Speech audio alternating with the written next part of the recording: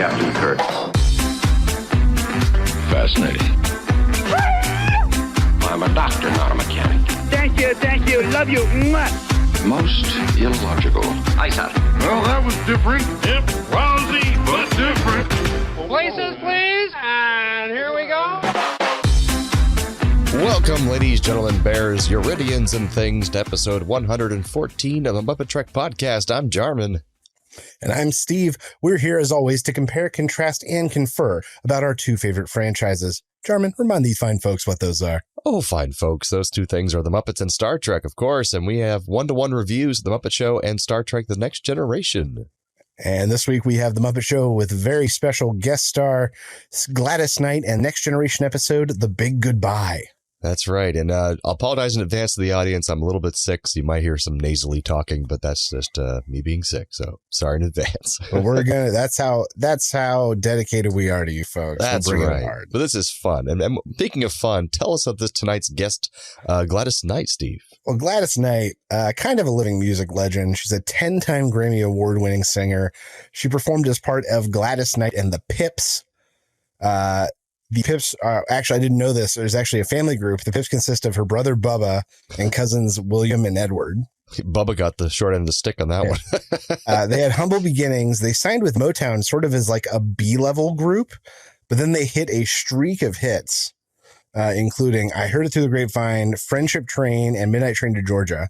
Then Gladys Knight participated in That's What Friends Are For, which was that big AIDS benefit song with Dionne Warwick and fellow special guest Elton John. She won some stuff for that too. But what does our audience know her from? Well, besides sort of being a living icon, she was relatively recently a contestant in season 14 of Dancing with the Stars. Oh my goodness. She was knocked out of the competition on Motown Night. Oh boy. How did you do that to Gladys Knight, producers? And who won? Like Rudy Giuliani? I don't know. God. And then in 2019, just relatively more recently, she competed in The Masked Singer. That's what I was thinking of. What was the first one you said? Dancing with the Stars. Oh, Dancing with the Stars. I was thinking Masked Singer. Season 14. And so did she make it a Masked Singer? Yeah, I think she was like second to last. Okay. I don't know if she won or not. That's pretty good. Yeah, it's all right. That's all right. But what's she up to this week on the Muppet Show? Well, backstage, Kermit apologizes early in the show that there are people there to fix the leaky roof. And it just gets progressively worse. The roof is collapsing as the show is occurring. One of the workers tells Kermit that he's got the beam that holds the roof up. And Kermit's like, well, what's holding up the roof? He says, one of my guys. And the guy falls. And the roof collapses. But it's good news. It's going to snow that night. Kermit asks if they can fix it. They say, yeah, we can fix it, but we can't fix it here. So they have to take the entire roof to the shop. A fog rolls in, which isn't an issue because the blind knife thrower that they hired hits the stage. On stage, Kermit introduces Gladys Knight, is interrupted by like a workman. But first we get a mummy musical number. Archaeologists uncover familiar-ish mummies, and they sing Night and Day as the tomb comes alive and sarcophaguses dance. Gladys hits the stage. A steam train carrying first a few and then a bevy of Muppets sing one of her hits, Friendship Train. And it is it's a fun, great number with great singing. We then find ourselves in Veterinarian's Hospital. There's a singing weatherman on the table. He sings just a bevy of songs as the weather worsens, and so do the jokes. Up next, we get Animal and some cavemen / pigs. They sing alley oop oop as Animal chases a tiger and dodges a dinosaur. Gladys then hits the stage. Her and Rolf sort of gently reminisce about their favorite blues singers. She performs God Bless the Child. And they're joined by some other Muppets at the end. It's just like a beautiful, heartwarming performance. Scooter introduces a Senior Boffy and his flying blades of death. A dense fog hits the stage. Fozzie stumbles out. In an act of cruelty, Scooter gets Fozzie to cry out, and daggers start flying. They fly into the audience, almost killing two old men in the balcony. Mhm. And eventually bring down the curtain when a rope is cut. Gladys hits the stage one final time and performs I Heard It Through the Grapevine with a series of singing grapes behind her. She's joined by Zoot on sax for a solo. Snow begins to fall and then dumps, and a pile rises at her feet in seemingly an instant. Gladys shivers on stage. Kermit hits the stage one last time to thank Gladys. Gladys found a really nice coat to help her with the snow, and that is what we call the Muppet Show. So, Jarman, what did you think of this week's episode with Gladys Knight? I thought it was a pretty solid episode, and I did like the ongoing through line of having the roof being fixed, then removed, and then the rain and hail and snow coming down. That was fun. That's a lot of effects for one episode. I thought Gladys Knight is an amazing singer, of course. That's pretty much good on its own, and she was really good with the Muppets. She didn't really do any characters, though, which is what I usually like the most. She played herself the whole time, which is, was a little bit disappointing, but she's so impressive of a singer and charismatic that kind of outweighed it a little bit. And she was good with the Muppets and mobile. She wasn't just behind a piano the whole time or with a puppet, the whole time. I did laugh out loud the knife throwing bit as well, as you were just a minute ago. Just the premise itself. It's just Fosse out there. Ah, God. It's like, okay, he's blind. He doesn't care about the dodging, and anytime anyone talks, they get a dagger. Just such a good paying bit. One thing I could do without is the number that you mentioned towards the end is I'm getting a little tired of the same trope of like when the singer sings a slowed down song, slowly Muppets start just meandering in and looking at them all like little children. And they did that a couple times in the beginning and it was cute, but then like they've done that like maybe 4 or 5 times now. And it just doesn't really make sense when you think about it on its own. But then it's like, I don't know, it just seems kind of like they've done it too many times now. So it's kind of lost its. That's fair. You're right. Cuteness. It is a hallmark. Yeah. And so, I mean, I get it. That's kind of become a thing, I guess, but it's just kind of like, okay, they're doing that thing again, I suppose. But, and they do variations on it. Sometimes it happens backstage in their dressing room. Suddenly there's like a million Muppets in their dressing room for some reason. Just looking up at them like with big doe eyes, that kind of I think that's how they did. I think that was Paul Simon's Long, Long Day. Yeah. This season, where all of a sudden there were like 16 Muppets in his dressing room. Listen to him sing. He's so pretty. So, yeah, I thought it was pretty solid. What do you think? So this has a lot of factors. So this is one of the episodes that I had on a VHS tape starting at age like 5 or 6. So nostalgia. So I watched this episode and 3 or 4 others a lot. And so this one has not only a heavy nostalgia factor for me, but now that I watch it, I think I always say like my favorite episodes are the ones where we really get to see the host relate well. And the ones with like good, touching musical numbers and a few normals. And I think I'm thinking of this episode basically because of the nostalgia factor. You're basing it all off this one, basically. This because, is the standard. I love a good backstage plot, and this was a good backstage plot. It was. It had good bit to it. It didn't do too much. It informed everything that happened on the stage. We got the funniest number, like you laughed out loud at the knife thrower. Yeah. Like that was brought to you by this backstage plot. Exactly. And then you get Gladys Knight, who I thought, she definitely sang some of those. Oh, yeah. There. Yeah, maybe not all of the moments, but she had like that nice heavy condenser live performance mic, and I believe she was using it. Mm-hmm. And so we get like Friendship Train, which is a great number for the Muppets. It's lively. She's great on it.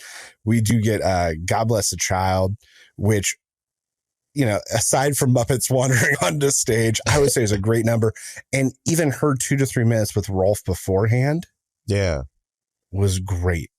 And even those subtle references to race, like I had to rewind it. Anna will attest. I had to rewind it and go, wait, what was that moment? Mm-hmm. Because she asked, was it a black woman? No. White woman? No, she was spotted. You're not telling me she was a dog. That's right. The jazz singer. But I had to rewind it and rewatch that to go like, wow, that moment really did happen. Mm-hmm. And then a beautiful musical number there. And then you get her through a grapevine at the end. It's just such a, I think this is, I hope I'm not seeing this through too much nostalgia glasses, but I think that this either way would be top 3 for me for this season. All at right. this point. For me, it's more of a middling episode because I don't have the nostalgia glasses, but I don't think it's bad at all. I think it's good. It's just there wasn't enough of the things we've seen in a couple past episodes of like solid characters and really good sketches that I'm more into it for. And I think, but I did like that. I agree. In place of Alley Oop, I think I could have gone for, like a Pigs in Space. Yeah. Or Swedish Chef's Kitchen, one of the regulars, something that would be affected by the weather. Right. And not some generic caveman thing. Or even like, Swedish Chef trying to start a fire so he can cook something and the water keeps putting it out or something, Right. Yeah. But I mean, otherwise, I think she was great. She related to them really well. And her songs were great. They're a good fit for the Muppet Show. So for me, it's a solid middle episode for me. I hate to do that to your nostalgic episode. No. And that's the thing is I'm hoping I'm not, I don't think I'm looking at through too much nostalgia glasses because this really does have all the tenets of a really good episode and a really good host for me. Besides maybe, you're right, missing maybe one of the regular things. Yeah. So I don't think there's anything bad about it I could point out. It's just the fact that it was just like missing a little something for me that I've seen in other episodes. Fair. But definitely was all the right formulas were there. So we got music this week. Yeah, trivia for music. Night and Day. It's a Cole Porter hit. It's from his musical Gay Divorce. And the only interesting fact that I could find is that it was Fred Astaire's last Broadway show. Wow. Okay. Gay Divorce. A Friendship Train. It was nominated for a Grammy in 1969. Recorded the next year by the Temptations, who even used the exact same backing track. Wow. So it was just like they just did karaoke over the backing track and released it. Stormy Weather by Arlen and Keeler. A set of handwritten lyrics for the song by Keeler were featured on a 2011 Antiques Roadshow. There were scratches and notes all over them, and they were appraised between $50,000 and $100,000. Wow. Raindrops Keep Falling on My Head, written by Burt Bacharach and Hal David for Butch Cassidy and the Sundance Kid. It spent 4 weeks at the #1 spot and won the Oscar for Best Original Song. That's a good song. Hail, Hail, the Gang's All Here. This is in that, all these songs are in that little medley that Singing Weatherman sings. Yeah. By D.A. Ezram. Apparently, this was just a pseudonym for Theodora Morse, who was a popular Tin Pan Alley songwriter. But when she wrote under a man's name, it was D.A. Ezram. Alley Oop, 1957, Dallas Frazier. It was inspired by a comic of the same name. The earliest stories were about warring cavemen. So there was a Sunday cartoon called Alley Oop that I'd never heard of. Oh yeah, I do remember that now, just vaguely. Yeah. That's what the lyrics of the song are based for. Huh. God Bless the Child. This is from Billie Holiday. They make reference to her and talk a little bit about her on the show. This came from Billie having an argument with her mother over money, during which the phrase, God bless the child that's got his own, was uttered. And it hit her so hard that she wrote a song about it. I heard it through the grapevine. Another group from Motown actually recorded the song first, The Miracles. They're the ones that did Shop Around and Love Machine. Oh yeah, Smokey Robinson and the Miracles, yeah. Yeah, You Really Got a Hold on Me. But it didn't release until a year after that this had already hit. Oh. So like they recorded it first, it was set to release and they got caught up, and she recorded it, released it before they could hit with it. So it could have been their hit. Interesting. That's right. Best puppeteering moment this week. Jarman, what did you think? I think we've already talked about it, but let's check. Oh, I don't think so. Mine was actually the little guys on the side of the Friendship Train. The Muppips. Yeah, I was really impressed with that. And there was like, they got the legs and they're kicking around and dancing. And it was just really cute. That stood out to me. Well, I mean, I loved Senor Buffy the Knife Thrower. Oh, yeah. Foxy dodging. And here's the thing. I can't even say like it was a complex thing because it was just a lot of clever camera cuts. Yeah. And effects to make it look like the daggers were going crazy and that sort of stuff. So even that wasn't that complicated, but there was just such a good piece of fast comedy. Yeah. With quick cuts and action. And that's not something you get a ton of in the Muppets because of the nature of them being puppets. It's good editing and just good filmmaking, basically. Yeah. But I think you actually said it best, I think a few episodes ago, where like at this point you can feel like they've made some of the movies. Right. And you can feel like you feel they've learned from that. The narrative and aspect. We're getting the benefit of them learning from that. Mm-hmm. The filmmaking techniques, the having the budget for that kind of stuff and knowing how they can do stuff within their budget. And yeah, they've definitely learned. Oh, yeah. All right. So, Drummond, what happened this week on the episode of Star Trek The Next Generation? Today we have the big goodbye. So the Enterprise is headed to Tarona 4 to try again to open negotiations with an alien race called the Gerada. And they're an insect race that has very strict rules about protocols and manners. And the last time a Starfleet captain tried to do the proper introduction with them, he messed it up so they wouldn't talk to Starfleet again for 20 years. So the pressure is on for Picard to get it right this time. But Troy convinces him to stop practicing for hours and just take a break for a little while, relax, reset the mind a bit, and maybe go to the holodeck and try out that new program he's been waiting to try out. One that he kind of created himself based on this fictional character Dixon Hill, a film noir style detective from the 1940s. He goes into the holodeck to become Dixon Hill, and immediately he's met by a femme fatale who tells him that she thinks a mob boss named Cyrus Redblock is trying to kill her.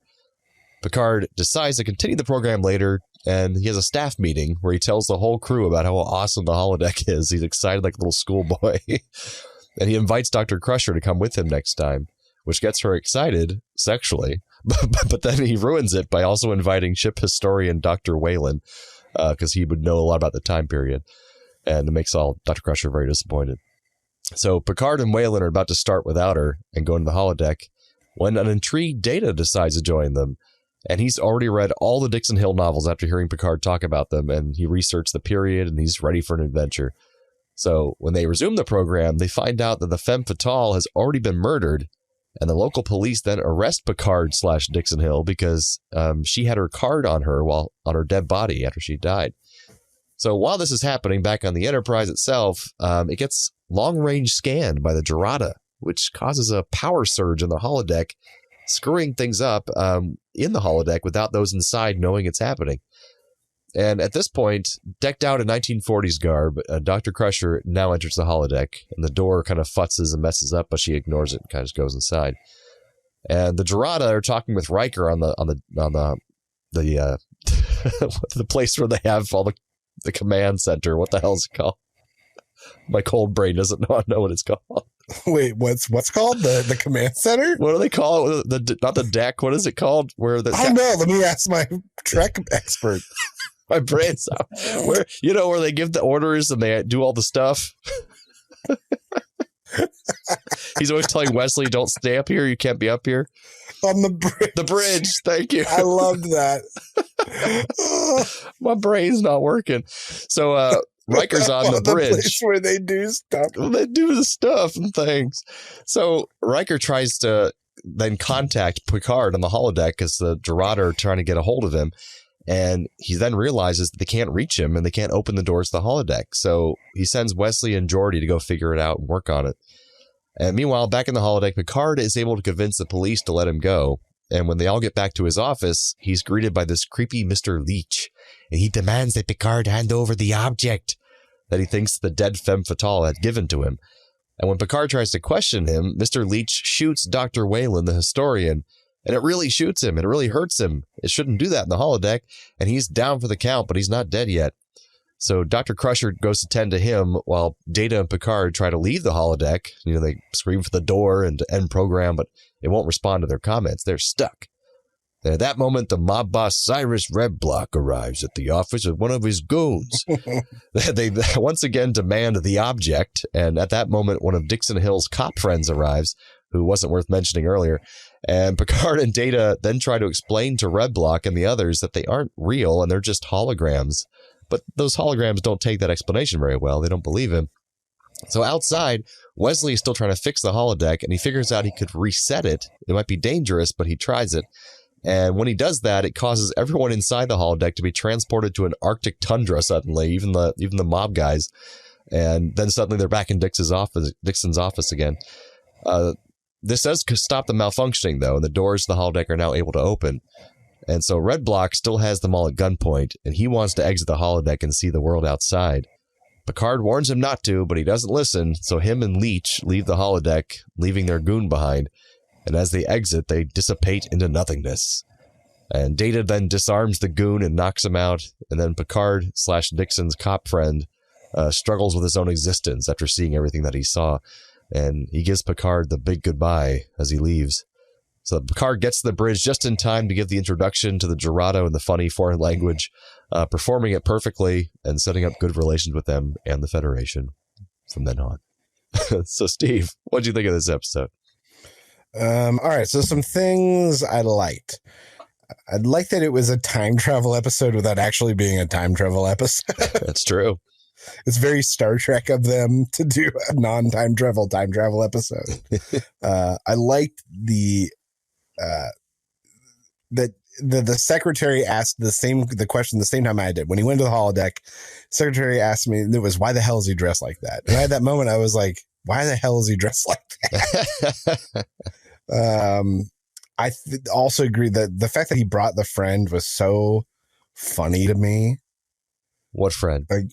Like the historian buddy that he wanted to bring. Because it was just funny to watch him kind of like giddy like a high school boy kind of. Yeah. He's such a nerd too. He's like, I want the historian to come along. I swung between loving and hating gangster Data. Oh yeah. Through the whole thing. And then I guess I'll save that for the end. So some things I struggled with. They didn't load enough importance or escalation in the B plot with the visiting emissaries.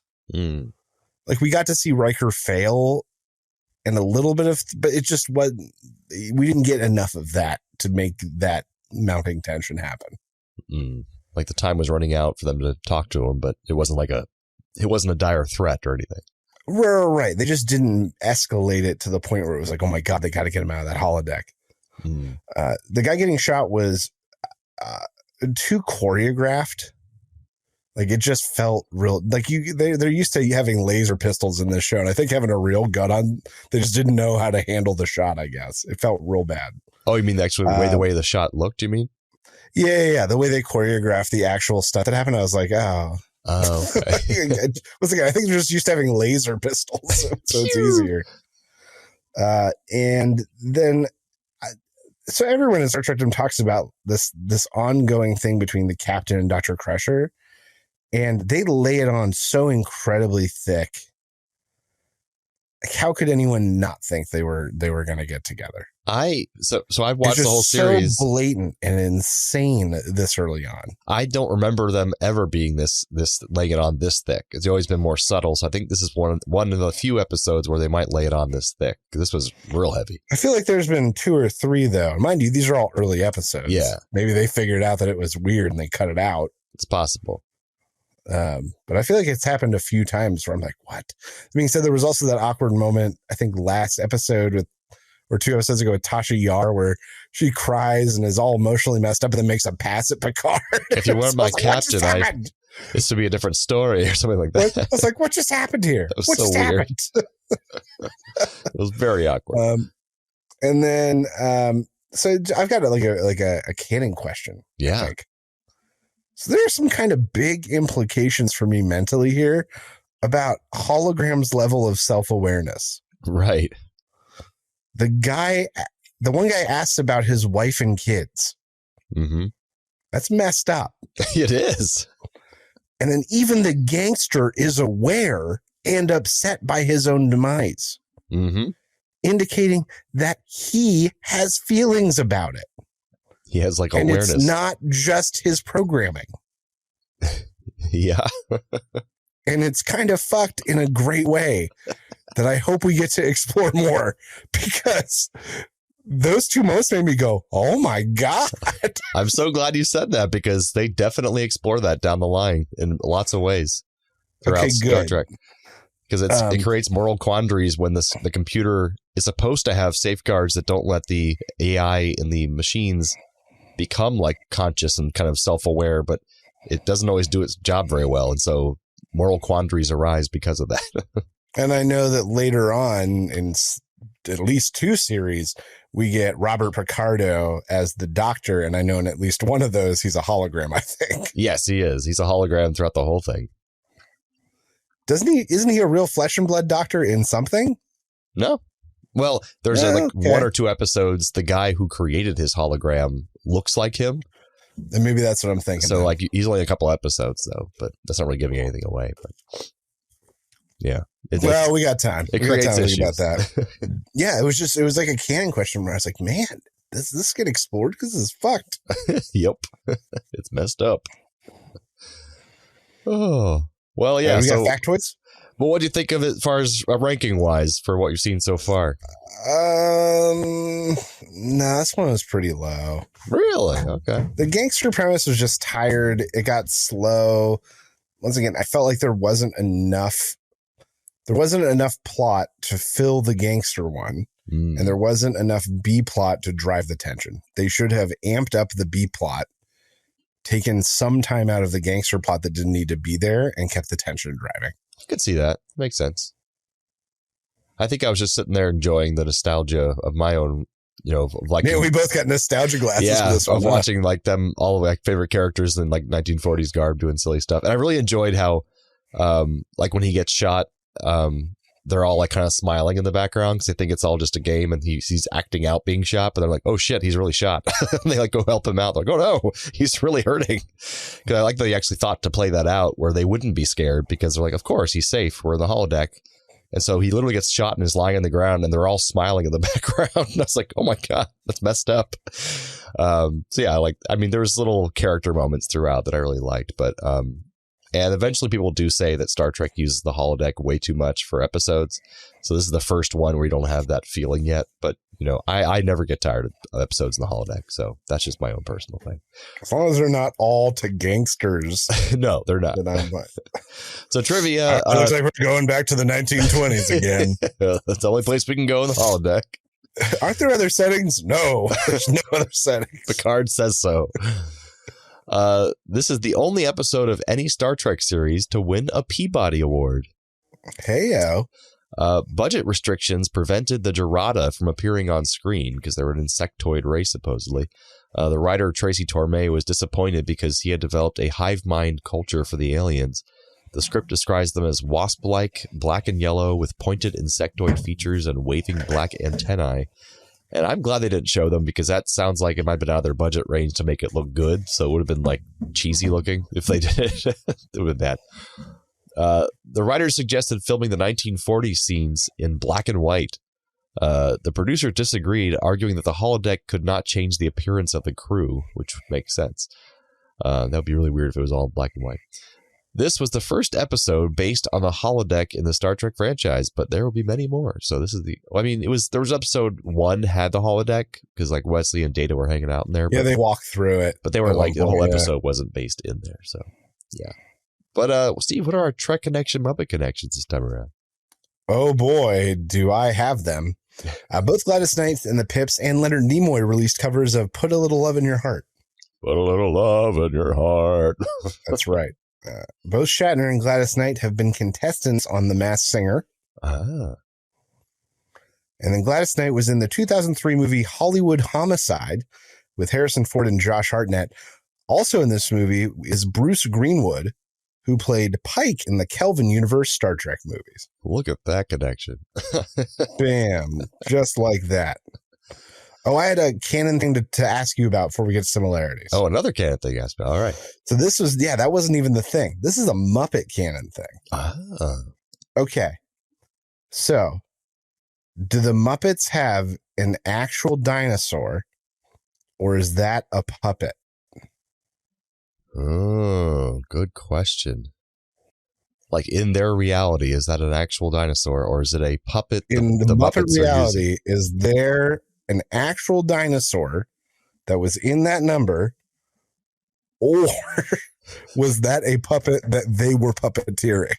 Now, do you know the answer, or you're wondering yourself? I have no idea. I had this moment of wonderment where I was like, all the rest of those could be performers feasibly. Even the saber-toothed tiger could feasibly be a guy in a suit, but that's a dinosaur. And they had some dinosaur before in one of the numbers we watched, but it was a smaller one. So I don't know. Maybe. It's a good question. If that's canon, that's an actual Muppet dinosaur, or if it's just is there a Muppet dinosaur somewhere in canon? In theory, it would be like about as big as Mr. Snuffleupagus. That's true. Yeah. Even a little bigger. We just saw its neck. And maybe a little bigger. Yeah, it was coming from a higher angle than Snuffy would be able to get. Yeah. I don't know. I don't have an answer, but I had that question like as I was watching it. Any Muppet historians listening to this podcast, as you all are, I'm sure. No one listens, Stars. I think so remember early on, do you remember Some Kind of Garf? Yeah. He commented and listened to so many of our things early on. Mm-hmm. I think he might have been one of the guys from Tough Pigs. Ah. And I think we pissed him off with inaccuracies because there came a point where he just dropped off. I've been listening to some of the early episodes recently on my morning commute. And we always mention that he commented all the time. And then he dropped off entirely. Well, Some Kind of Garf, if you're out there and still listening, just haven't been commenting, now's your time. Just let us know you're alive, Some Kind of Garf. I think it's one of the Tough Pig guys. Because we have enough listener downloads that I'm like, there's other people that are listening than we know that listen to every episode. So I don't know who they are, but there's somebody. Yeah, I don't pay anyone. I'm not paying anybody. See? So there's got to be people. And there's got to be so many similarities between these two episodes. Steve, what do you got for us? Both feature a malfunction of a major part of the ship or building, the roof giving out, and the holodeck malfunctioning. I had that similar thing. Both have their world crumbling around them. The holographic people metaphorically of the 1940s world, and the TNG episode, and the Muppet Theater quite literally in the Muppets episode. Very nice. Both feature people wearing outfits from the 40s. Jean-Luc Picard and the gang on the holodeck, I wrote the Dick Case, and the archaeologists in Night and Day. Very like nice. 1930s, 40s explorers with pith helmets. I had both episodes travel back in time in a way. The Muppets to the prehistoric age and the Star Trek to the 1940s. Let's see. That's basically what I have. Oh, I thought you had three. That was my third. That was the one I have. Oh, I thought you had, that was only two. No, both feature malfunctions in the major part of the building. One, both feature people wearing outfits from the 40s. Two, and then that was my third one. You didn't say a third one. Yours, the thing you just said was what I wrote down. I'm so sorry. That's the one. I was like, what do you want me to say? I didn't realize you were saying the same thing I just said was what your third one was going to be. Yeah, that was my third one. Okay, the way you were phrasing it was like you already said your third one. I'm like, you didn't say anything. That one you said is my third one. It's like you didn't say a word. Also, who was on first? Who was on second? Both episodes have someone using a weapon initially thought of as safe, but it gets dangerous real quick. The guns shooting lethal bullets in the holodeck on Star Trek, and the knife thrower not being able to see because of the fog on the Muppets, but really he's blind, so he can't do it anyways. Yep. Oh, what's that noise? Oh my God. Transporter malfunction. All right, it's a part of the show where we transport one character from one episode to the other and vice versa. So what you got for us, Steve? Trek to Muppets this week. I said bring over Leech and replace Senior Boffy, just wandering through the fog, way too friggin' excited to shoot someone. Oh, that's really creepy. Ozzy dodging bullets. I also had creepy Mr. Leech coming over to replace Gladys Knight because I want to see him awkwardly sing all of her songs. Hello, I'm going to sing a song for you. That was an acting choice. It was like that actor that sounded just like that back in the day. He was copying, I think. For Muppets to Trek, I'm going to bring over the gruff foreman to replace the gangster. Both of them have the same gruff demeanor, and I'm not honestly sure we would know the difference. Muppets of Star Trek, I have Gladys Knight coming over to replace Dr. Crusher because she'd be able to sing and charm the pants off of the gangster boss, Cyrus Redblock, and he'd let everyone go with no one being hurt. I think it's true. Oh, there is an inside story that I read. I forgot to mention that while on set for this episode, Wesley Crusher, Will Wheaton, was out back rehearsing his lines, and the actor who plays Cyrus Redblock, this old school actor who played the tough mob boss, came up to him and said, "Hey, do you play football?" And he's like, "No, sir, I'm more into like science and Dungeons and Dragons." He's like, Well, you should. You should learn some sports so you're not a P word all your life. And he was like, that guy was a dick. The whole time he was on set, he was a huge dick. Just he unprovoked walked up to Will Wheaton and was like, if you don't want to be a pussy, you should go play football. Oh my God. Anyways, that's that guy. What a guy. He's dead. All right, so that brings us to the end of episode 114 of MuppeTrek Podcast. What a way to bring it down. Join us next time for episode 115 with special guest Hal Linden. And the Next Generation episode, Data Lore. So for the lovers, the dreamers, and us. Live long and prosper, everyone, and don't die. And he's dead. He's dead, Jim. Thanks for listening to the MuppeTrek Podcast. Be sure to follow us on social media on Facebook and Twitter. Subscribe to us on Apple Podcasts, YouTube, Spotify, or your favorite podcast platform. This podcast has been brought to you by A Play on Nerds.